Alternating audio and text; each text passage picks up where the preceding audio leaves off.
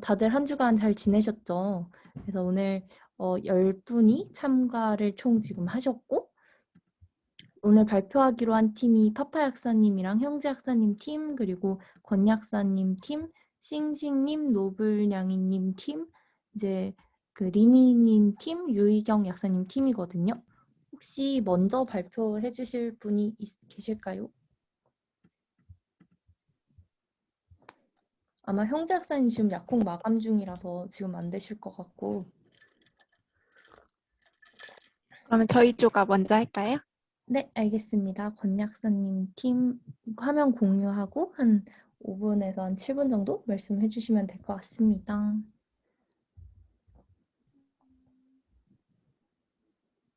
근데 화면 공유 누르니까요. 네네. 호스트가 네네네. 참가자 화면, 했습니다. 네. 어, 됐죠.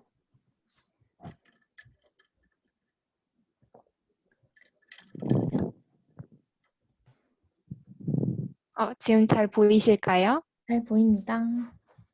네.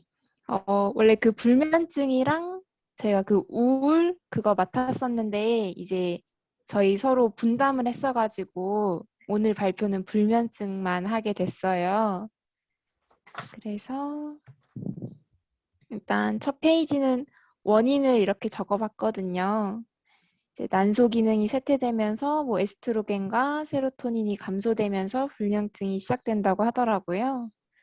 그리고 또 교감신경이 항진되면서 그걸로 인해서 또 잠들기도 힘들어지고 또 갱년기로 인해서 안면홍조나 발한이나 상열감 그런 신체 증상 때문에 숙면이 힘들고 또 그 외에도 심리적 원인으로 인해서도 잠을 자기 어렵다고 합니다.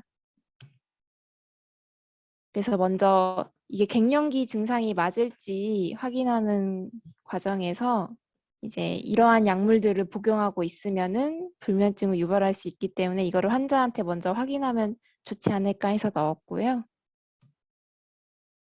이제 해결 방안으로 그 호르몬제랑 또 식물성 유사 여성 호르몬제 요거는 근데 이제 다른 분들이랑 내용이 많이 겹칠 것 같아서 저번에 이런 경우에는 뭐 몇 페이지 참조하는 거 이렇게 써서 하기로 했던 것 같아서 일단 이렇게만 썼고요. 이제 만약에 이 두 가지를 복용했는데도 호전되지 않거나 이런 걸 복용할 수 없는 분들한테 이제 불면증 관련해서 전문의약품, 일반의약품, 영양요법 이렇게 시도해 볼 것들을 정리를 해봤어요. 첫 번째로 전문의약품들 이제 아마 다들 잘 아실 것 같은데 알아보니까 이 중에서 이제 향정 약물들은 드럭머거로 멜라토닌을 감소시킨다는 그런 자료가 있더라고요.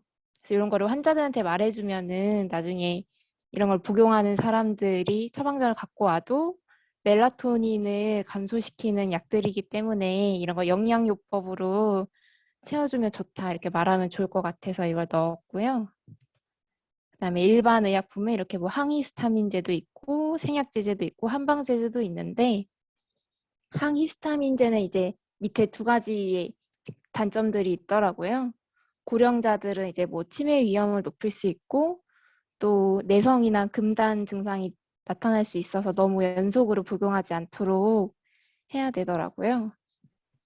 그다음에 영양요법으로는 크게 이렇게 네 가지를 찾았어가지고 비타민 D는 이제 멜라토닌 생성에 필요한 세로토닌 합성을 도와줘서 멜라토닌 재료가 될 수 있어서 이런 아까 앞서 말했던 뭐 졸피뎀 드시는 분들한테도 요거 보충하는 거를 말씀드리면 좋을 것 같고 유산균도 멜라토닌이 장에서도 생성되기 때문에 그거를 말씀드리면서 복용하면은 멜라토닌 생성에 도움이 된다라고 할 수 있을 것 같고 또 칼슘, 철, 마그네슘, 엽산은 근육을 이완시키면서 신경 전달 기능을 도와서 불면을 해소해주고 마지막으로 레시틴이랑 감마 올리자놀은 자율신경 안정화 작용으로 교감신경 과잉된 거를 좀 조절시켜 줌으로써 불면증에 효과가 있다고 하더라고요.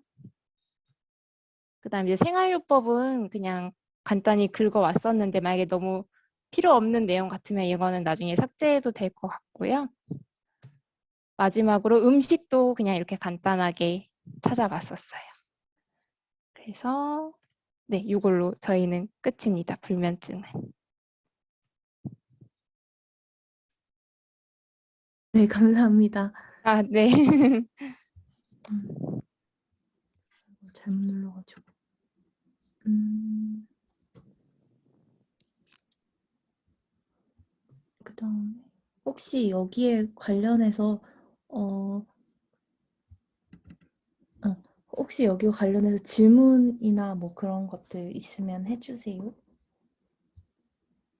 질문이나 아니면은 권 약사님이 준비하시면서 뭔가 들었던 생각? 일단 질문 있으신가요?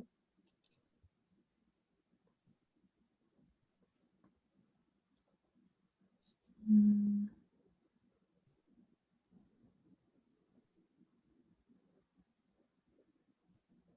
일단 내용 정리를 너무 잘해 주셔가지고 드럭 먹어 쪽도 근데 이게 그냥 순수하게 궁금한 건데 그 뭐지 잠이 안 와가지고 그 향정의약품 처방 받았는데 이걸로 드럭 먹어로 멜라토닌 부족하면은 어, 멜라토닌을 채워주는 약을 추천을 또 하면 될까요? 멜라토닌 그렇게 하면 멜라토닌이 어, 근데 잠 오는 거인데 이걸 먹으면 멜라토닌 감소되니까 멜라토닌 또 추가 복용을 해라 약간 요런 것이죠? 네, 약간 이제 멜라토닌 감소를 이걸 너무 장기간 복용하면은 아, 멜라토닌 감소를 유발하니까 아까 영양요법에 봤듯이 이제 멜라토닌 재료가 되는 아 비타민 D나 연결이 유산균 네, 이런 거를 추천드리면은 이제 많이들 드시지 않을까 아, 그런 생각을 했어요. 감사합니다. 또 그러면은 추가로 질문이 없으시면 아니면 혹시 뭐 더 이거 준비하시면서 또 뭔가 들었던 생각이라든지 뭐 그런 건 따로 특이사항은 없으신가요? 어, 뭔가 그, 아쉬웠던 점이라든지. 네. 궁금했던 거는 이제 여성 호르몬제를 그 다른 약사님이 맡아주기로 하셨었죠. 그때 호르몬 그때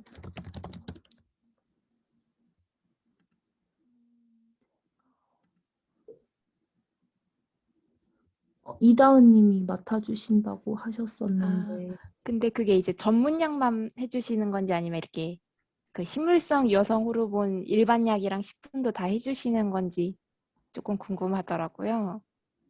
음,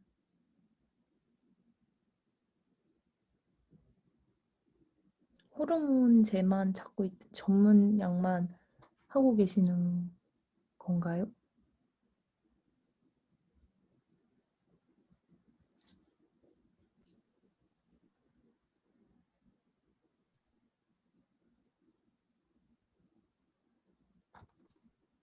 전문 약만 하고 계신데요. 아, 그러시구나. 어.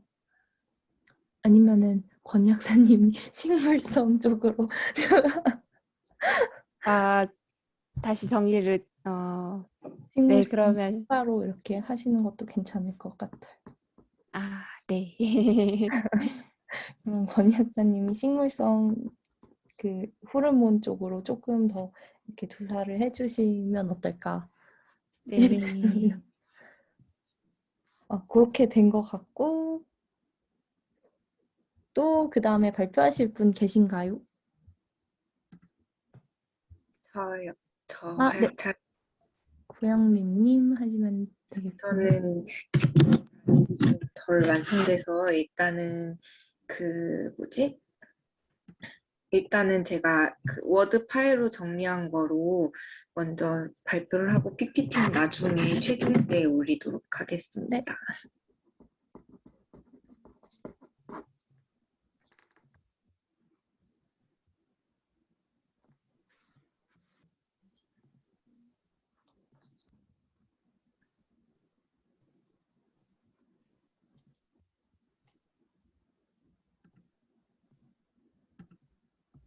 보이나요? 네, 보입니다. 네, 그래서 크게 아웃라인 짜면은 이제 그 보면 피부 건조랑 탈모 다 모두 에스트로겐 감소로 인해서 발생을 하는 거기 때문에 그래서 먼저 에스트로겐 결핍으로 인해서 피부가 건조해지고 탈모가 유발된다. 그 원인을 이제 하려고 먼저 이제 이 원인부터 잡았고요. 그래서 에스트로겐 같은 경우는 에스트로겐이 콜라겐이랑 유분 형성을 자극하는데 에스트로겐이 부족해져서 콜라겐도 부족해지고 유분도 부족해져서 피부도 얇아지고 탄력이 감소하고 건조해지는 게 이제 원인이고요. 그 다음에 여기 쭉 내용 올라와 있고 이거는 이제 스킵하고 넘어갈게요. 그다음에 그 모발 같은 경우는 에스트로겐이 그 수용체가 모발 여러 군데 있다고 밝혀졌대요. 그래서 이게 에스트로겐 자체가 모발을 성장시키고 잘 빠지지 않게 해주는데 에스트로겐이 모발에 공급되지 않으면 먼저 이런 작용을 할 수가 없어서 머리가 잘 빠지게 되고 또 에스트로겐이 부족해지면서 상대적으로 테스토스테론이 많아져서 그만큼 이제 모발에 초과 공급되어서 안드로겐성 탈모가 유발된다고 합니다. 그래서 피부 건조 같은 경우는 처음에 보시면 일반적인 피부 건조보다 조금 더 심하대요. 그래서 막 너무 당기거나 아니면 밤이 되면 가려운 증상이 심해진다거나 그렇고요. 근데 이게 피부 변화 같은 경우는 이제 보통 열감이랑 같이 동반되는 경우가 많고 열이 화끈화끈 오르면서 피부가 더 건조해지는 경우가 있다고 해요. 그래서 치료는 저도 마찬가지로 호르몬 치료가 좀 중요한 것 같아요. 호르몬 치료를 하면은 그 피부 콜라겐 증가하고 피부 얇아진 현상도 감소하고 함유능을 증가시킨다는 연구 결과가 있더라고요. 그리고 일단 많이 건조하다 싶어서 많이 건조하면 보습제를 꼭 발라주는데 제가 여기 지금 시간이 살짝 부족해서 못 넣었는데 그 피부 보습제에 들어가 있으면 좋은 원료를 넣어서 정리를 하는 게 좋을 것 같아서 그 부분은 제가 추가하도록 하겠습니다. 그리고 피부가 건조할 때 도움이 되는 영양소 같은 경우 당연히 콜라겐이 감소하게 되니까 콜라겐은 들어가야 되고 그다음에 우리 많이 알고 있는 비타민 B5 판토텐산 성분 그리고 감마 리놀렌산도 좋은데 이걸 감마 리놀렌산은 오메가3랑 같이 먹었을 때 효과가 훨씬 더 좋다고 해요. 이소플라본 같은 것도 이제 피부 두께가 얇아지는 걸 방지해줘서 이거 그 식물성 유사 호르몬이잖아요. 그래서 방지를 해줘서 도움이 된다고 합니다. 관리법 같은 경우는 여기 자세하게 써놨는데 이게 필요 없을 것 같으면 저도 마찬가지로 뺄 생각을 하고 있는데 아무래도 피부 건조는 관리법이 중요해서 살짝은 좀 줄여서 넣는 게 어떤가 싶기도 합니다. 이제 탈모 부분 보면은 보통 이제 여성형 탈모는 남성형이랑 다르게 정수리부터 시작해서 이 가르마가 쫙 넓어지게 되고 모발이 힘이 없어서 가늘어지고 그 남자랑 다르게 앞머리는 유지되게 되는데요. 제가 치료제는 이렇게 정리를 해봤어요. 그래서 지금 발표할 땐 자세하게는 말 안 나는데 여기 뭐 용법 있고 그다음에 그 우리가 이거를 환자에게 설명을 할 때 말해줘야 한 뭐 내용도 넣었고요. 그리고 이제 가끔 여성분들에게 두타스테로이드 아보다트 처방 나오는 경우가 있는데 폐경기 여성 안드로겐성 탈모에 두타스테로이드 사용한다고 하더라고요. 그리고 영양제는 우리 많이 알고 있는 약용 효모 들어간 뭐 판토가 판시드 이런 애들이고요. 이거는 보통 확산성 탈모 증상에 아주 효과가 좋다고 합니다. 그래서 탈모 있으시면은 이걸 꼭 먹어야 된다고 권해주는 게 좋을 것 같아요. 그리고 안드로겐 호르몬은 모낭뿐만 아니라 피지선에도 작용하기 때문에 보통 지루성 피부염 동반하는 경우도 있어요. 그래서 그럴 때는 이제 지루성 피부염도 같이 치료하도록 케토코나졸 샴푸를 쓴다든지 그렇게 해주면 좋을 것 같고요. 관리법도 저 여기 좀 자세하게 적긴 했는데 이것도 마찬가지로 쓸데없는 내용은 좀 빼기로 하는데 모발 관리는 꼭 해야 될 것 같아서 잦은 드라이나 아니면 무스나 젤 사용, 나일론으로 만들어진 빗을 쓰게 되면은 모발이 약해지거나 아니면 모발이 특히 드라이 같은 경우는 열이 많이 머리에 가서 머리가 손상된다거나 할 수 있기 때문에 이건 꼭 피해 주는 게 좋을 것 같아요. 그리고 특히 그 탈모의 금연도 안 좋다고 하더라고요. 그리고 부족한 영양소부터 여기도 조금 더 추가했는데 그 생각보다 철분이 부족해서 탈모가 일어나는 경우도 있어서 철분도 투여해주면 도움이 되고, 그다음 엽산, 비타민 B6, 그다음 비타민 B12, 비오틴, 아연, 구리 등이 있다고 합니다. 저는 여기까지 하겠습니다. 와, 감사합니다.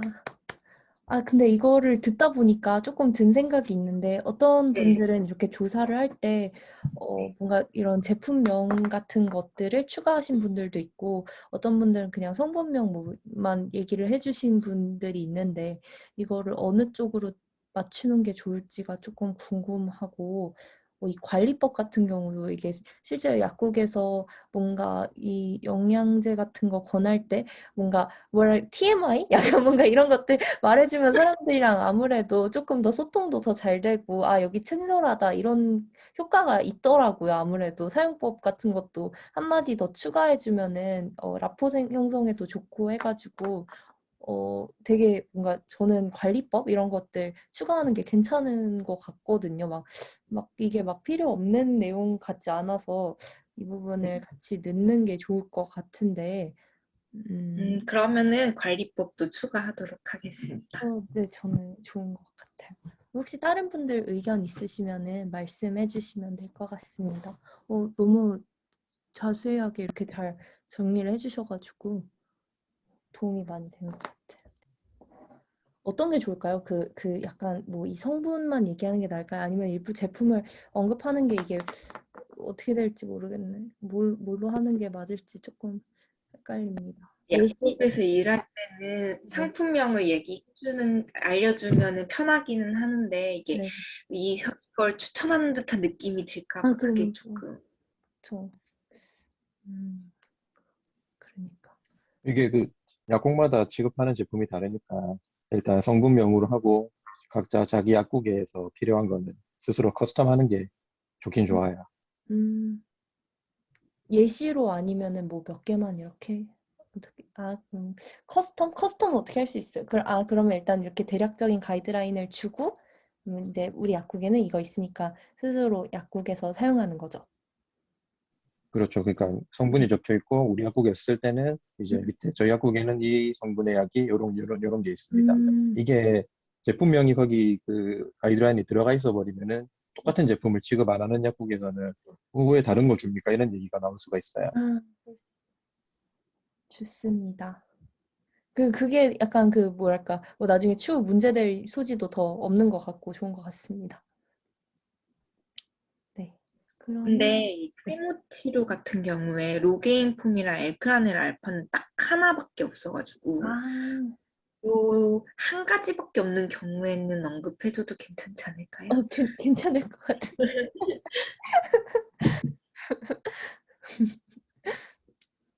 근데 이게 특히 엘크라넬 알파는 성분명보다는 엘크라넬 알파를 알고 있는 경우가 있어가지고. 음, 좋은 생각인 것 같아요. 아, 그러면 딱 그것만 있으면은 사실 뭐 문제 될 일은 딱히 없을 것 같아요. 좋습니다. 네. 그러면은 요거 궁금한 게 요거 워드로 이렇게 정리를 하셨는데 나중에 이거를 네. POP로 다 바꾸시는 건가요? 아니면 이 네. 워드도 뒤에 첨부를 해도 괜찮을 것 같기도 하고 음, 정리를 잘 해주셔서 이걸 보는 것만으로도 약간 공부가 많이 되는 것 같아요. 필요하면은 그 워드 일단 POP처럼 PTP로 만들고 필요하면 워드를 요거를 그냥 그대로 넣으면 되니까 네네, 이걸 맞아요. 추가할게요. 아, 네, 감사합니다. 또 질문 없으면 그럼 그 다음 분으로 넘어가도록 하겠습니다. 또 발표해 주실 분 계신가요?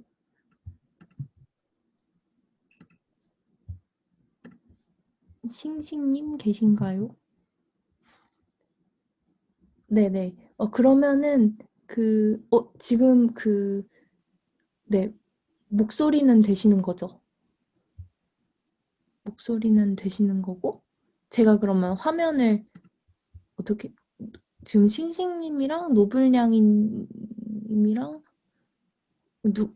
누구 하시면 되는 걸까요? 두 분이 저희 따로따로 했어요. 네네. 뼈 건강이랑 관절 건강인데 네. 뼈 건강은 제가 하고 관절 건강은 싱싱님이 하셨어요. 그러면 누가 먼저 하실 거예요? 제가 그러면 결국 두 분 다 약간 지금 마이크랑 조고가 약간 원활하지 않은 것 같아서 네네 핸드폰으로 켜시고 제가 그러면 발표 자료 올려주시면 그걸 공유하는 걸로 할까요? 요거를 지금 요게 그러면 이게 노블냥이님 발표 자료인 것 같은데 어쩌다 보니 순서가 먼저 왔습니다. 네. 그러면 요거 발표 도와주세요. 말씀해 주세요. 네, 제가 이제 그 갱년기 때 그 뼈 건강에 대해서 다뤘고요. 4페이지에 PPT를 넣어야 되는 줄 알고 첫 번째 PPT에는 골다공증에 대한 전반적인 내용을 적었고 두 번째 PPT에는 그 전문약 위주로 말씀드렸고요. 세 번째 PPT에는 일반약 위주로 말씀드렸고 네 번째는 이제 비약물 요법까지 해가지고 이렇게 네 개로 정리를 했고요. 근데 다 너무 잘하실 만한 내용이어가지고 그냥 저는 이거를 얼마나 깊이 있게 다뤄야 될지에 대해서 제일 먼저 고민을 했었고 일단은 이 자료를 바탕으로 해서 약사님들이 이제 환자한테 상담을 한다라는 내용에 조금 초점을 맞춰서 너무 어려운 내용은 아니고 환자가 조금 이해할 수 있을 정도로만 넣는다고 생각하고서 정리를 했고요. 가장 먼저 PPT에는 일단 골다공증이 뭔지에 대해서 정리하고 증상은 대부분 이제 증상이 없다라는 거에 조금 강조를 하려고 하는데 그 어머님들이나 뭐 대부분들이 젊었을 때는 다들 이제 뼈가 건강하시지만 어느 순간 갑자기 이제 골다공증 증상을 받고 그때 조금 충격을 받으시는데 자기는 되게 건강하다고 생각하지만 골다공증 사실은 대부분 증상이 없는 경우가 많다 해서 그 골다공증을 정의하는 기준에 대해서 점수를 기준으로 해서 한 거를 일단 정의 한번 해드렸고요. 옆에 보시면 그래프 있어요. 그 그래프가 이제 연령에 따른 골량이 변화해가지고 여성에 대한 거가 있고 위에 쪽이 남성 부분인데 여성분들은 특히 30세대가 가장 조금 절정 이때를 이루다가 갱년기쯤이 되면 이제 훅 골량이 감소하게 된다는 거고 왜 이때쯤에 골량이 급속도로 감소를 하냐면은 에스트로겐이 이제 거기에 영향을 미치기 때문이다. 그래서 에스트로겐이 골 형성을 증가시키는 인자는 감소시키고 골 파괴를 하는 거는 증가시키기 때문이다. 이렇게 해가지고 첫 페이지를 정리를 하고요. 두 번째 PPT에는 그래서 이제 병원에서 이제 치료를 전문약으로 이제 처방을 받는 것들이 되게 여러 가지가 있지만 너무 많아가지고 다 다룰 수가 없어서 가장 대표적인 거 두 가지에 대해서만 정리를 했고요. 이것도 약효 뭐 이런 거는 그냥 별로 환자분들은 관심이 없으실 것 같고 그냥 가장 여기에서는 중점을 둬야 될 게 주의사항 부분에서 우리가 항상 이 약들이 나갈 때는 환자분들께 말씀드리는 내용들이니까 환자분들이 이제 처음으로 만약에 이 약을 받으셨다면은 요걸 페이지를 펼치시고 이 약에 대해서 이렇게 설명을 하는 페이지 정도로만 생각을 하고 이 페이지는 넣어드렸고요. 그다음에 다음 페이지 해주세요, 약사님. 여기는 이제 그 일반약 위주로 정리를 했고요. 일반약에도 이제 골다공증이랑 관련된 약들이 이제 굉장히 많이 있지만 가장 기본이 칼슘이랑 비타민 D 요거에다가 기타 부분에다가 나머지 조금 추가할 수 있는 것들만 조금 정리를 했어요. 그래서 칼슘이랑 비타민 D도 이제 구체적으로 하려고 하면은 굉장히 많이 있지만 이걸 어디까지 다뤄야 될지를 제가 잘 모르겠어가지고 일단 여기다가 이제 정리를 그냥 간단하게 했고 이게 조금 더 깊이 있게 들어갔으면 좋겠다라고 말씀해 주시면 요거는 조금 더 추가를 할 수 있을 것 같아요. 감사합니다. 빨리 보셨네요. 그리고 맨 마지막 페이지로 넘어가 주시면 골다공증 비약물 요법으로 해가지고 말씀 같이 추천하면서 말씀드릴 만한 내용 정리 한번 해봤습니다. 여기까지만 할게요. 감사합니다. 궁금한 게 근데 약 추천할 때 보통 뭔가 딱 한 개만 주지 않잖아요. 아이고. 이거 공유가 중지돼 버렸네. 보통은 약간 뭔가 이거 플러스 뭐 추가로 약간 공유가 중지돼 버렸네. 약간 그 뭐랄까 뭔가 조합 이런 것들도 혹시 넣을 수가 있는 건지 그것도 좀 궁금합니다. 이 칼슘이랑 뭐 비타민 D가 좋은데 여기에 뭐 같이 먹으면 좋을 것들이라든지 그런 노하우 같은 것도 넣을 수 있을까요? 궁금해서 그냥 여쭤보는 겁니다. 근데 그 뭐냐? 일단 저 기타 부분에 마그네슘이랑 비타민 K랑 비타민 C 정도만 넣어놨잖아요. 네네. 그러니까 요거 정도는 그래도 약사님들께서 조금 연결이 가능하다고 생각해서 저는 일단은 요것만 넣어드렸고, 어디 다른 약사님 뭐 강의안 보니까 여기에다가 뭐 비타민 B군 같은 것도 이제 같이 추가하시고 뭐 음. 오메가3 이런 것도 다 하시는데 저는 제가 그거를 환자분한테 설득력 있게 말할 자신이 없더라고요. 그래서 저는 제가 할 수 있을 것만 하는 것만 여기다 같이 넣어드렸거든요. 다른 약사님들 이걸 어떻게 연결하실 수 있을지 좀 궁금하기도 하네요.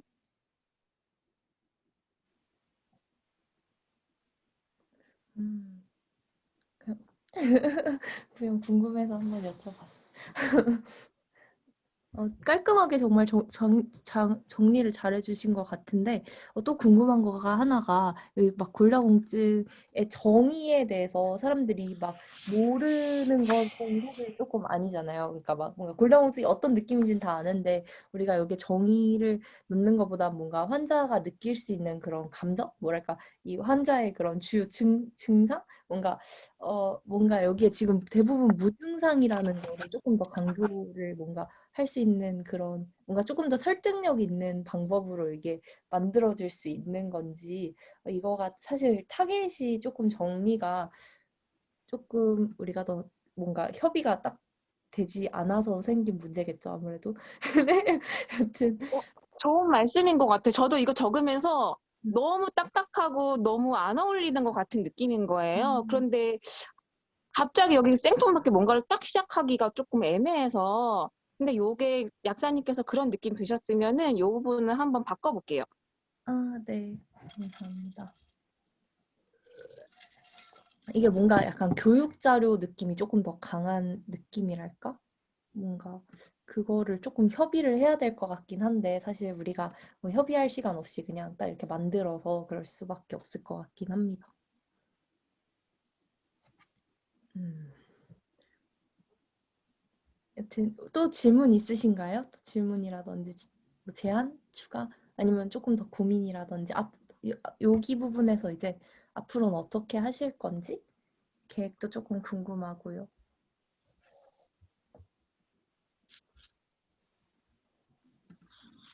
저는 우리가 한 사람당 PPT 4장으로 정리하기로 네, 했잖아요, 맞아요. 약사님. 근데 그거는 딱 고정된 거죠, 4장으로. 아니면 뭐 더 하셔도 상관 딱히 없습니다. 근데 최소 아, 4장. 그거는, 네. 최소 4장이고 이거는 자기가 늘릴 수 있으면 늘리는 거예요. 네네. 그리고 이게 뭐지, 자료집으로 나왔을 때 PPT 한 장이 한 페이지에 들어가는 거죠. PPT 그러니까 거기 근데 PPT 안에 텍스트를 얼마나 더 가득 차게 넣어야 될지 이런 것도 사실은 조금 고민이었었고, 지금은 텍스트가 조금 많다고 느껴지는데요. 요 자체는? 그래요. 이게 사실은 PPT 2장에 있던 걸 제가 합친 거거든요. 뭐 내용 조금 음. 정리하면서. 음. 그 요거는 다시 조금 늘려가지고 네. PPT, 조금 더 널널하게끔 바꿔볼게요. 네, 감사합니다. 음. 그러면 일단 또 질문 없으시면 공유 중지하기로 하고 또 이제 발표하실 분은 누구시죠? 싱싱님이 또 올려주셔서 한번 열어보도록 하겠습니다. 공유 한번 해볼게요. 어디 갔지? 여기 있어요. 안녕하세요. 안녕하세요. 지금 여기 컴퓨터랑 그 핸드폰 중에 하나를 꺼주세요. 음소 들리세요? 올려가지고. 지금은 괜찮아요.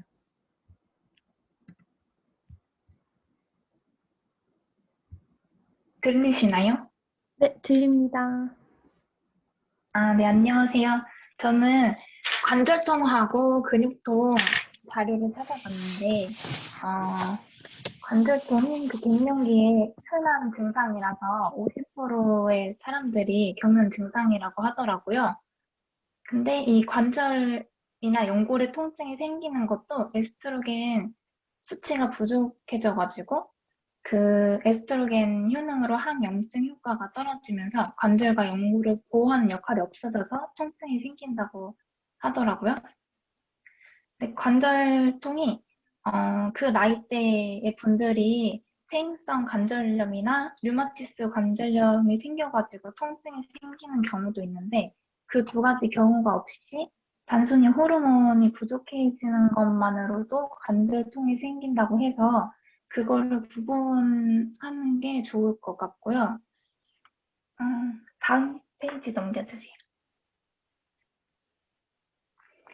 그리고 관절통 증상이 통증만 있을 수도 있고 삼출물이 관절 강내로 나와가지고 붓거나 이런 증상이 있을 수도 있고 움직일 수 있는 관절 가동 범위가 줄어들기도 하고요. 근육이 뻣뻣해지기도 하고 약해지기도 하고 소리가 나기도 한데요. 그리고 골극이라고 관절 주변으로 뼈가 더 자라나는 증상이 있을 수도 있고 열감이 생기기도 한다고 해요. 보통 엉덩이나 무릎처럼 큰 관절에 많이 생기고 손가락, 손 관절에도 많이 생긴다고 합니다. 그리고 약물 치료는 에스트로겐 수치가 줄어서 생기는 거라서 호르몬 대체요법을 할 수가 있고 이거는 근데 완전 치료가 되는 건 아니고 진행을 좀 늦추거나 예방을 하는 데 효과가 있는 거고 통증이나 붓기 증상을 줄이는 데 도움을 준다고 해요. 그리고 통증이랑 염증 완화시키기 위해서 아세트아미노펜하고 NSAID를 사용할 수 있고요. 그리고 관절강에 스테로이드 주사를 놓을 수도 있다고 해요. 다음 페이지 넘겨주세요.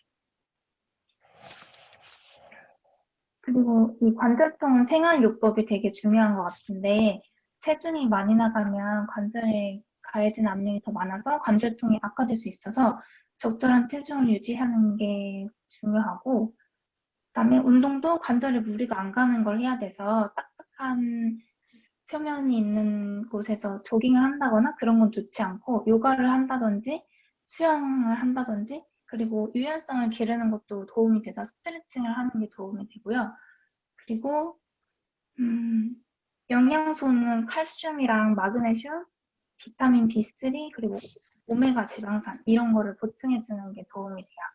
그리고 관절에 무리가 가는 무릎을 구부리고 앉는 증상이랑 이런 거는 피해 주시는 게 좋고 또 금연하시는 게 좋고 또 스트레스가 코티졸 분비를 증가시켜가지고 염증을 악화시킬 수 있으니까 스트레스 받지 않게 휴식도 해주시고 명상을 해주시는 게 좋다고 합니다. 다음. 그리고 근육통을 따로 좀 찾아봤는데 그 스트레스가 받으면 또 코티졸이 많이 생성이 되잖아요. 근데 에스트로겐이 또 코티졸 생성을 조절하는 역할을 해서 에스트로겐이 부족하면 또 코티졸 수치가 상승을 하게 되고 그 코티졸 때문에 또 근육의 긴장이 좀 심화가 되고 그걸로 인해서 또 통증이 유발될 수 있다고 해요.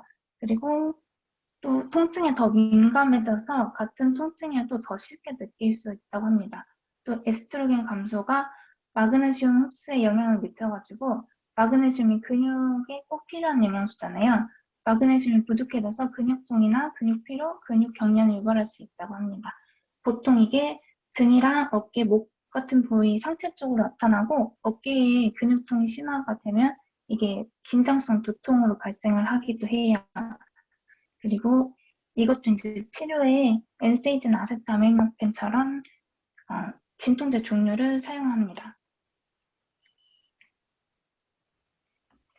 이거 생활요법도 관절통이랑 거의 비슷한데 아까랑 좀 다른 게 철분을 섭취하는 게 추가가 되었어요. 철분 부족도 근육통을 유발할 수 있어가지고 철분을 섭취해 주시면 좋고 또 마그네슘이랑 칼슘, 칼륨은 근육 이완에 도움을 주는 거다 보니까 그 영양소를 꼭 섭취해 주시는 게 좋고요. 근육통이 심할 때는 따뜻한 온찜질을 해주시는 게 좋아요. 그리고 이 관절이랑 근육이 안 좋아지다 보면 잡아주는 힘이 부족해서 자세가 자꾸 흐트러지게 되는데 그게 또 근육통을 유발할 수 있어서 좋은 자세를 유지하는 게 중요할 것 같아요. 그리고 관절통이랑 근육통에 공통적으로 들어가는 약이 엔세이지랑 아세트아미노펜이었는데 엔세이지를 장기 복용하면 비타민 C랑 엽산이랑 철분이 부족해질 수 있어서 이거를 알아두면 좋을 것 같고 아세트아미노펜도 글루타치온을 부족하게 할 수 있다고 합니다. 전 여기까지 준비했어요. 감사합니다. 오, 감사합니다. 구성이 체계적이라서 잘 이렇게 저는 잘 뭔가 이해가 잘 된 것 같아요. 요거 근데 혹시 디자인 쪽은 또 나중에 하실 계획이 있으신 거예요? 네, 다시 해야 될 것 같아요. 아, 네. 혹시 질문 있으시면은 해주시고 혹시 이거 준비하시면서 궁금한 점이나 그런 것들이 있으실까요? 저는 이거 할 때 제일 고민이었던 게 그냥 에스트로겐으로 인한 관절통만 해야 되는 건지 아니면 이 그 관절통이랑 관절염에 대한 자료가 대부분 다 퇴행성 관절염 쪽이더라고요. 그래서 그거를 같이 넣어야 되는지 그거를 엄청 고민을 많이 했거든요. 근데 그게 필요할까요?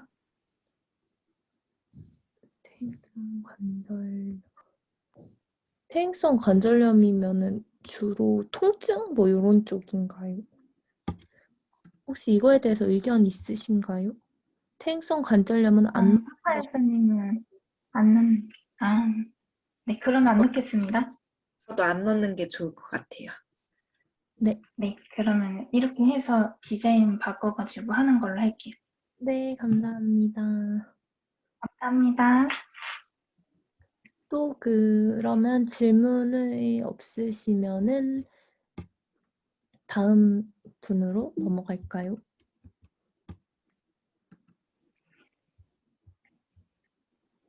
그 다음에 발표해 주실 분은 파파 약사님이신가 봅니다. 네, 제가 마지막이네요. 제가 할게요.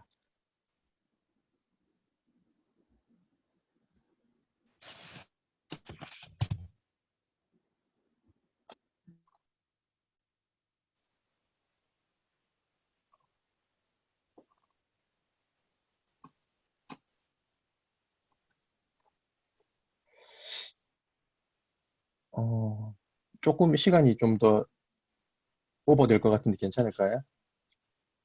네, 괜찮습니다. 저는 괜찮은데 다른 분들도 괜찮으실 것 같습니다.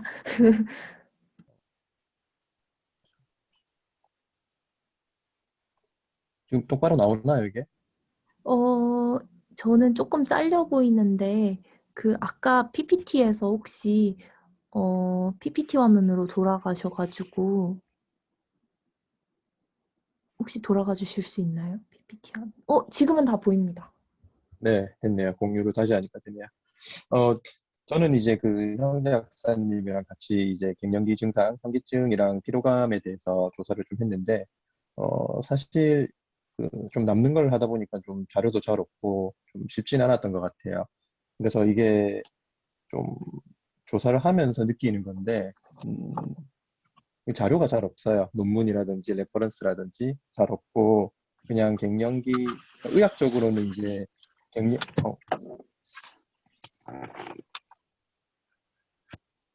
네, 의학적으로는 음소거 좀 부탁드려도 될까요? 제가 지금 이어폰을 끼고 있어가지고 소리가 너무 크게 들려요. 네, 감사합니다.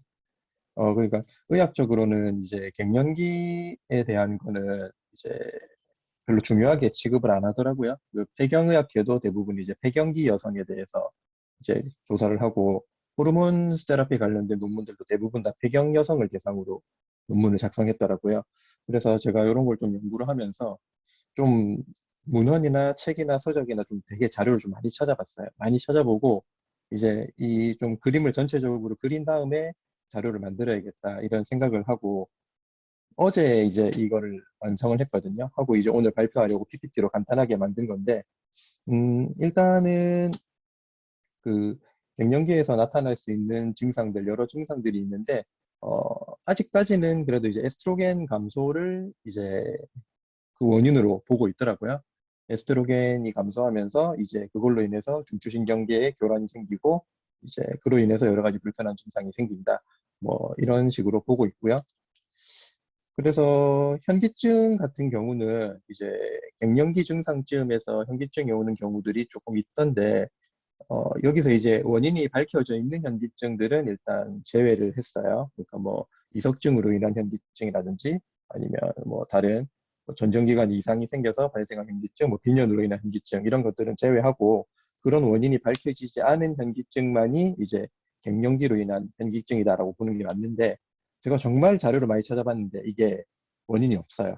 원인이 없고 그냥 갱년기쯤에 현기증이 있는 사람들이 있다. 논문들도 대부분 이제 그런 그 통계 논문 정도밖에 안 나오더라고요.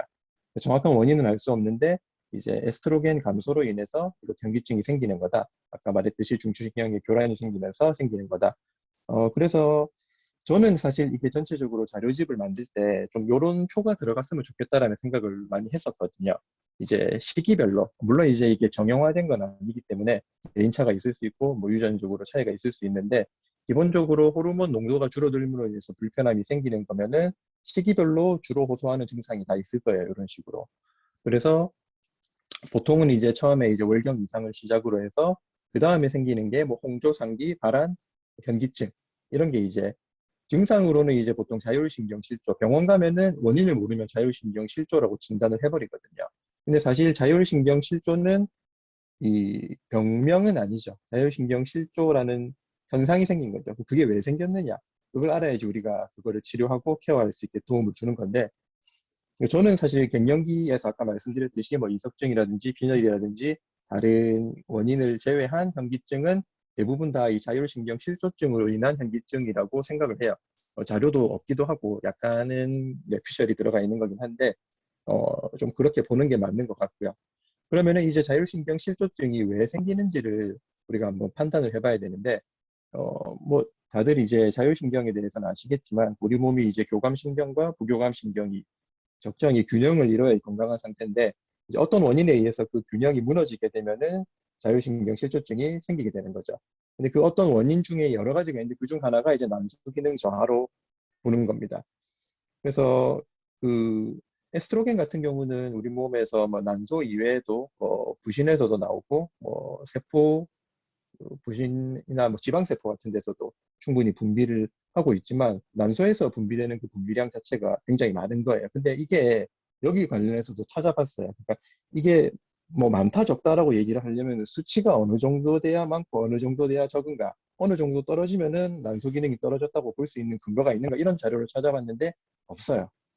정말 없더라고요. 없고 뭐 산부인과 의사들이 쓴 논문이나 레퍼런스 같은 것들을 찾아봐도 의사들도 잘 모르는 것 같아요. 이게 왜 그러냐면은 에스트로겐 그 여성들 같은 경우는 이제 기본적으로 가임기라는 기간이 존재하게 되고 에스트로겐과 이제 프로게스테론이 균형을 맞추면서 이제 호르몬 농도가 오르락 내리락 하면서 건강한 상태를 유지하는 건데 이 생각해 보면은 에스트로겐 농도 자체가 실제로 그렇게 오르락 내리락 하는 거를 그 실제 뭐 검사할 수 있는 방법 자체가 없다고 하더라고요. 에스트로겐 호르몬 농도 호르몬이 이제 체내 혈류를 타고 다니면서 이제 SHBG 같은 단백질에 붙어서 다니는데 그 중에서 얼마나 활성을 일으키는지도 아직 모르고 실제로 혈중 에스트로겐 수치가 높아도 활성이 떨어져 있는 사람이 있고요. 혈중 에스트로겐 수치가 낮아도 활성이 높은 사람이 있는 거예요. 그러니까 이걸 기준을 잡을 수가 없는 거예요. 그러니까 대략적으로 에스트로겐이 그 갱년기가 되면서 감소한다는 거는 알고 있는데 그 수치가 정확히 우리 다른 걸 보면 우리가 기준이 있잖아요. 뭐 공복 혈당이 100 이상이면 당뇨다. 뭐 이런 식으로 할 수 있는데 이 에스트로겐 여성 호르몬 쪽에서는 그 기준 수치가 굉장히 애매한 부분이 있더라고요.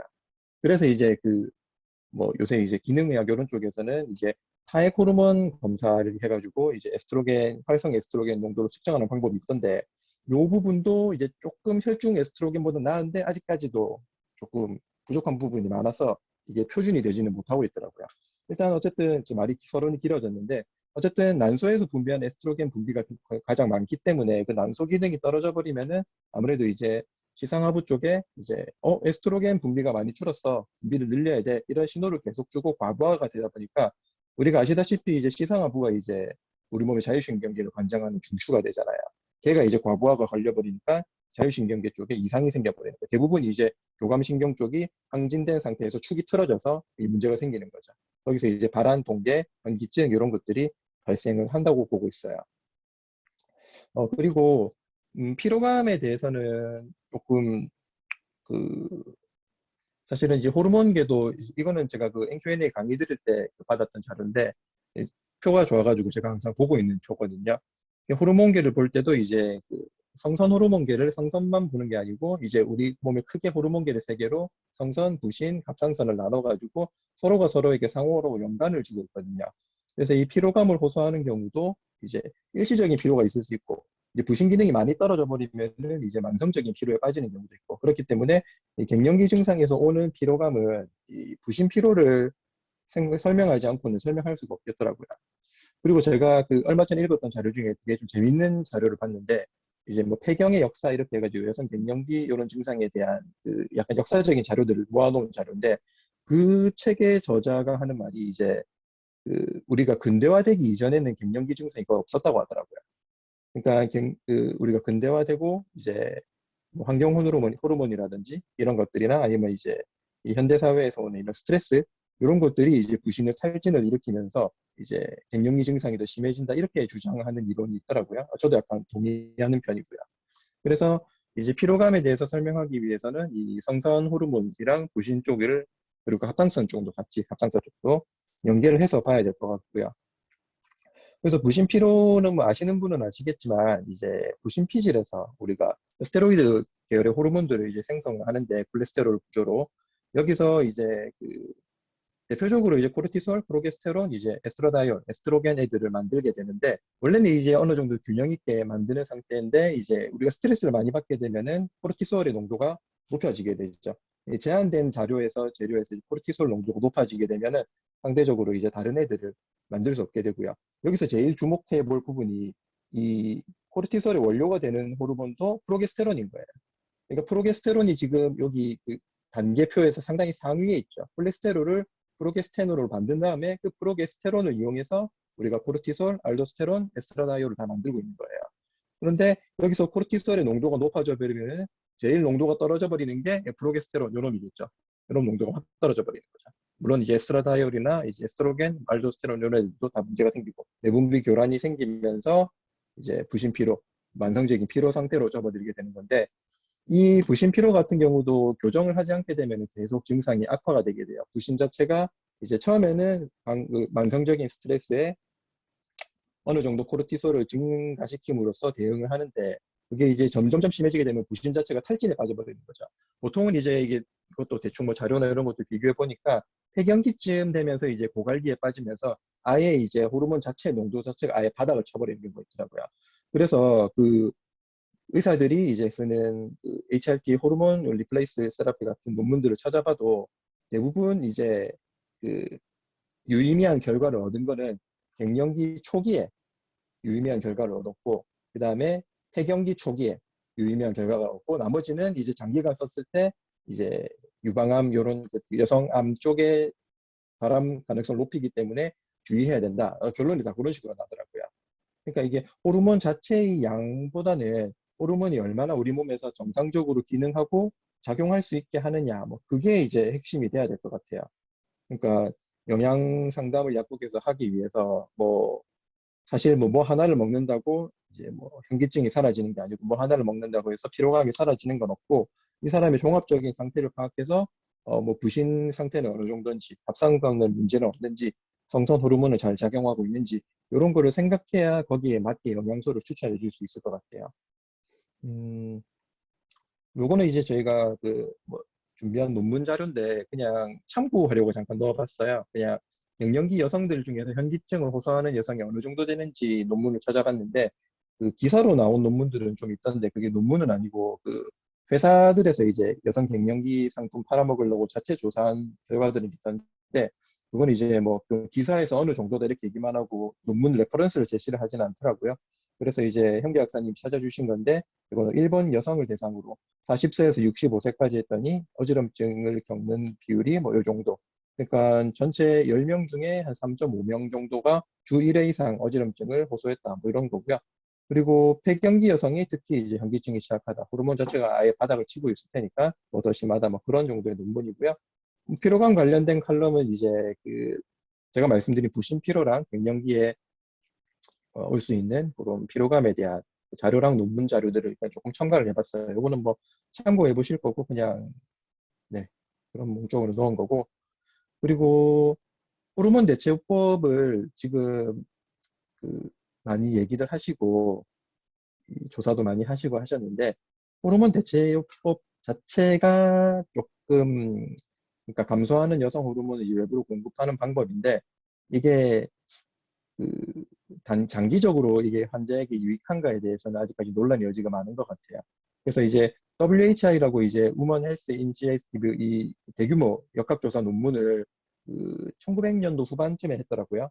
대규모로 해가지고 그 이전에는 이제 의사들이 이게 HRT를 처음 시작한 게 한 1950년대쯤 되거든요. 그때 이제 막 무조건 에스트로겐만 투여하면은 모든 여성 질환을 치료할 수 있다. 막 이런 물질 만능, 에스트로겐 만능 시대에 그 의사들이 별 근거 없이 에스트로겐을 막 때려 넣었던 때가 있었어요. 근데 그러다가 이제 그 여성 질환, 암 발병이 늘고 이러다 보니까 물론 이제 에스트로겐을 보충함으로써 얻을 수 있는 이점들이 이제 뭐 골다공증을 예방한다든지 뭐 이런 부분도 있기 때문에 이제 이게 정말 유익한지 해로운지 우리가 조사를 해보자 했던 게 WHI 역학조사거든요. 이게 지금까지 했던 여성 갱년기, 폐경기 여성 그 논문 중에서 가장 대규모 연구인 것 같아요. 그러니까 좀 신뢰할 수 있는 그런 수준인 것 같은데 여기서 이제 50에서 79세 폐경 여성에 대해서 아마 무작위 대조를 연구를 했는데 아까도 제가 말씀드렸듯이 폐경 직후 여성에게 삶의 질이 약간 향상되는 경향이 좀 있었고 이제 나이가 더 들어갈수록 별 차이가 안 보이고 오히려 장기로 투여해 있을 때는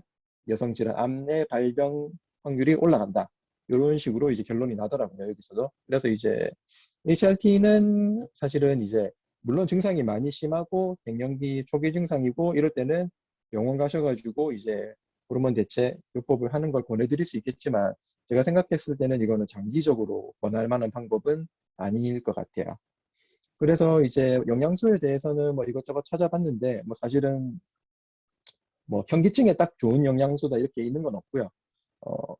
그래서 뭐 그 아까 제가 현기증은 약간 자율신경 실조 증상으로 인한 거다라고 얘기를 드렸기 때문에 자율신경 실조 증상을 조금 개선할 수 있는 영양소는 뭐가 있을까? 그리고 뭐 부신피로 여기 비타민 B군이 빠졌는데 부신피로를 개선할 수 있는 영양소는 뭐가 있을까? 뭐 이런 것들에서 대략적으로 적어놓은 내용들이고요. 비타민 E 같은 경우는 이제 아주 그 옛날부터 자율신경 실조증에 많이 사용된 거고 이거는 아주 오래부터 옛날 약국에서 많이 썼었죠. 레퍼런스도 좀 많은 편이고 안정성도 높은 편이어서 많이 권해드리고 이제 뭐 불포화 지방산, 오메가3, 오메가6, 뭐 아마시유 같은 거 이런 것들도 도움이 되고 바이오플라보이드는 이제 뭐 혈관 친화성이 높은 이제 항산화제 이런 애들 또 이제 혈관 탄력성 같은 걸 높여주면서 갱년기 여성에게 도움이 될 거고요. 식물성 에스트로겐은 뭐 종류별로 좀 역할이나 이런 것들이 다른데 이런 부분은 좀 더 상세한 조사가 필요할 것 같아요. 그다음에 아마씨 같은 경우는 안에 뭐 리그당 같은 것들이 이제 과도한 에스트로겐 같은 거 활성을 낮춰가지고 균형을 맞춰준다 이런 얘기가 돼 있고 비타민 E 같은 경우는 혈중 농도를 충분히 높여줘야 되기 때문에 요거는 필수적이라 보시면 되고요. 여기에다 뭐 추가하면은 뭐 유산균이나 비타민 B군 같은 거 정도도 추가할 수 있겠네요. 그리고 저는 약간 그 약국에서 우리가 이제 상담을 위해서 이걸 해야 되기 때문에 기본적으로 이제 쓸 수 있는 한약 처방 같은 것들을 조금 같이 넣으면 좋겠다라는 생각이 들었어요. 그래서 뭐 이제 한약 한방 공부도 이제 공부를 하면 할수록 이제 깊어지고 뭐 학계나 학파마다 이제 쓰는 방법이 다르긴 한데 가장 기본적으로 그냥 우리가 아무것도 모르고 쓴다고 쳤을 때 보통 이제 그 갱년기 증상에서 신체 증상이 심한 경우, 정신 증상이 심한 경우로 보통 구분해서 한약을 쓰는 경우가 있거든요. 그래서 이제 뭐 혈어 증상, 이제 갱년기 장애 중에서 뭐 권태감이 막 되게 심하고 쥐간하고 뭐 이런 경우, 여성의 보약이라고 쓰이는 당기자객산을 이럴 때 보통 드리면 효과가 괜찮고요. 그 다음에 그 중에서도 혈을 말고 이제 신혈하고 약간 이제 그 신기능이 떨어져가지고 조금 더 이제 피로 증상 이런 거 호소하시는 분들이 있거든요. 이런 경우는 보통 뭐 청력이 좀 약해지는 경우도 있고 이제 머리가 빨리 하얘진다거나 약간 탈모가 오는 경우나 그런 경우에는 보통 이제 육미지향탕 같은 걸 드리고 거기서 손발이 차신 분들은 뭐 팔미지향탕을 기본으로 드리는 경우도 있고요. 그 다음에 뭐 정신 증상 같은 경우는 보통 어혈이랑 가눌로 크게 나눠서 보는데 되게 초조하고 되게 막 짜증 많이 내고 이러시는 분들 그리고 이런 분들은 보통 이제 어혈이라는 거는 일단 피떡지가 뭉쳐 있다는 거기 때문에 이제 이 설화정맥이라고 이제 우리가 약사는 진단을 할 수가 없기 때문에 보통 한방 처방할 때 이제 망진으로 많이 의존을 하는데 이 혀 밑을 보는 경우가 종종 있어요. 그렇게 해서 그쪽 부분이 좀 충혈되어 있는 분들이 있거든요. 그런 경우는 이제 그 개지복용환 같은 거 생리통실만 분들한테도 보통 엔세이드랑 개지복용환을 같이 많이 드리거든요. 그런 경우도 있고 그 다음에 간울 이제 약간 그 우울증 쪽으로 빠지시는 분들이 있어요. 갱년기 증상이 심해지고 보통 이제 스테이지 2, 3 정도로 넘어가면은 이제 막 축 처지고 우울하고 막 이런 분들 그런 분들한테는 또 약간 여성의 보약으로 쓰이는 가미소 영상 같은 거 이런 것들을 약간 증상에 따라서 좀 복합해서 영양제랑 같이 주면은 조금 더 좋지 않을까 저는 진짜 그렇게 생각을 했습니다. 좀 말이 좀 두서없이 된 것 같은데 일단 네 저는 약간 요 갱년기 조사를 하면서 좀 하면 할수록 좀 뭔가 이게 명확한 답이 없고 쉽지 않고 어렵고 그렇기 때문에 이제 조금 더 이제 많이 연구가 필요할 것 같고 또 이제 약사가 노력하면 노력할수록 또 이제 얻어올 파이가 큰 시장인 것 같기도 해요. 왜냐하면 이제 병원 가도 해주는 게 별거 없거든요. 별거 없고 이제 뭐 명확한 이상이 있으면 거기에 대한 처치를 해주겠지만 그게 안 되면은 그냥 갱년기네요. 뭐 이러면서 필요하면은 호르몬 치료한다. 뭐 이런 정도밖에 안 되더라고요. 의사들이 하는 것도.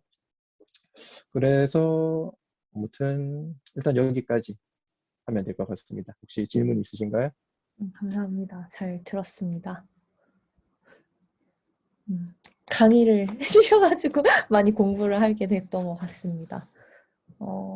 지금 보니까 여기 막 자기가 담당한 부분에 약간 맨 처음에 이렇게 첫 페이지 만들어 주신 게 약간 전 너무 좋았어가지고 다른 분들도 이렇게 만들어 자기가 담당한 부분 앞에 이렇게 약간 나의 닉네임이라든지 아니면 성함이라든지 이렇게 넣어드리면 더 좋을 것 같아서 혹시 이 부분은 딴 분들도 어떻게 생각하시는지 괜찮은지요? 아니면 또 이거 하시면서 뭐 또 이미 소감을 말씀해 주셔서 이거 약사가 하기에 되게 좋은 것 같다. 이거 명확한 그런 진단 기준이 병원에 있지 않기 때문에 그래서 한방도 넣어주신 것도 되게 많이 좋았던 것 같아요. 그러니까 전반적으로 좀 어?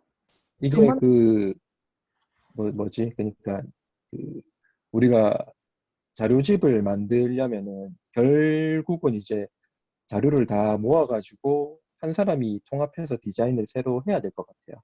네, 맞아요. 그렇게 해야 깔끔하게 나오지. 우리가 각자 이제 완성된 디자인을 가지고 해버리면은 그것도 좀 뭔가 통일된 느낌이 없고 좀 뭔가 이중으로 일을 하는 게 될 것 같거든요.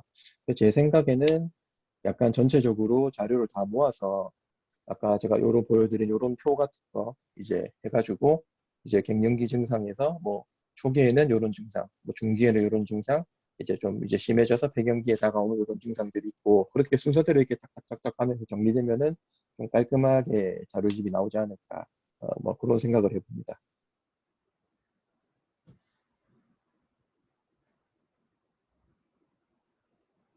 네, 맞아요. 좀 통일되면은 좋을 것 같고 음.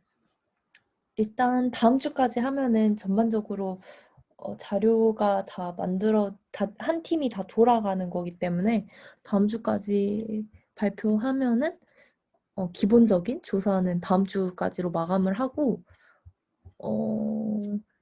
그다음에 좀 취업해가지고 제작하는 기간이 필요할 것 같거든요. 그래서 지금이 지금이 10월 23일이고 30일까지 일단 부족한 내용들 같은 거 보충도 하고 조금 1차적으로 마감을 한 다음에 다음 그 6일까지는 좀 이거를 좀 통합해가지고 부족한 부분 우리가 어떻게 할 것인지 좀 통일감을 해가지고 11월 한 8일쯤에 좀 이걸 맡겨가지고 13일이나 14일쯤에 완성을 할 수 있으면 될 것 같은데요. 그런 일정입니다. 그래서 아마 다음 주까지 해가지고 1차적으로 좀 완성을 한다? 이렇게 생각을 하시면 될 것 같아요. 한 주간은 좀 부족한 부분도 보충하고 취업을 한번 해본다. 그렇게 될 것 같습니다. 근데 약간 이 부분 하면서 약간 뭔가 통계 같은 게 있으면 좋을 것 같다는 생각이 계속 드는데요. 뭔가 어떤 갱년기 시기별로도 그렇고 얼마나 호소하는지 이게 그런 생각이 들었는데 조금 잘 통계를 어디다가 넣을 수 있을지를 좀 잘 모르겠네요.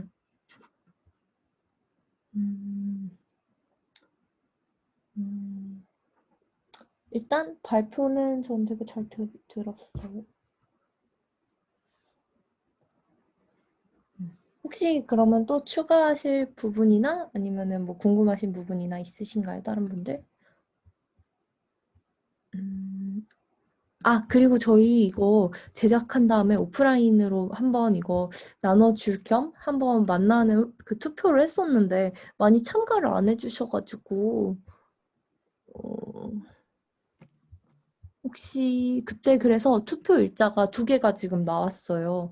그래서 13일 토요일 오후 5시 혹은 14일 일요일 오전 9시인데 뭐 혹시 여기 투표를 안 해주신 분들은 다들 불가능한 것인지 아니면 이 둘 중에서 어떤 게 더 나은 건지 그렇게 말씀을 해주시면 좋을 것 같습니다. 그래서 오늘 발표 자체는 이제 이렇게 되는 것 같은데요.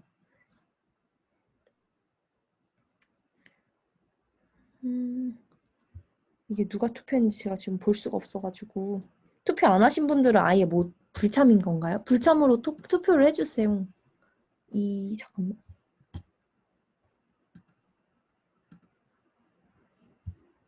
네, 지금 제가 톡방에 다시 투표를 보냈고 요거 중에서 서울에 계신 분들은 웬만하면 참석을 해주시면 좋을 것 같고 토요일 오후 5시에는 저랑 라라 약사님이랑 리미님 이렇게 3분이 투표를 해주셨고 14일 오전 9시에는 저랑 라라 약사님이랑 Y 약사님 이렇게 3분이 투표를 해주셨네요. 네. 그러면 요거 투표 지금 참가를 해주시고 만약에 불가능하면 불가에 이제 넣어주세요. 권 약사님이랑 이다은님이랑 파파 약사님 불가능에 투표를 해주셨고 일단 제작은 13일 이전에 해가지고 그래서 발송을 할 것 같습니다.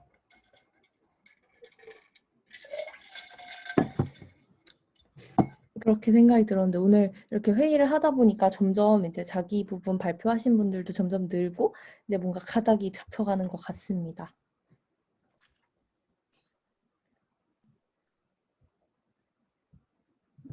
약간 다들 서울에 계신 게 아니다 보니까는 형제 학사님 왜 불가능하세요? 뭐 무슨 일정 있으세요?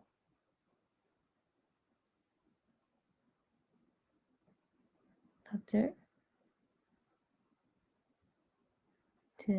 알겠습니다. 그러면 오늘 회의는 이렇게 하고 다음 주에 또 만나면 어떨까 싶은데요. 혹시 뭐 부족한 뭐 오늘 너무 1시간 넘게 참여해 주셔서 너무 감사하고 또 연락드리도록 하겠습니다. 수고 많으셨어요. 감사합니다. 수고하셨습니다.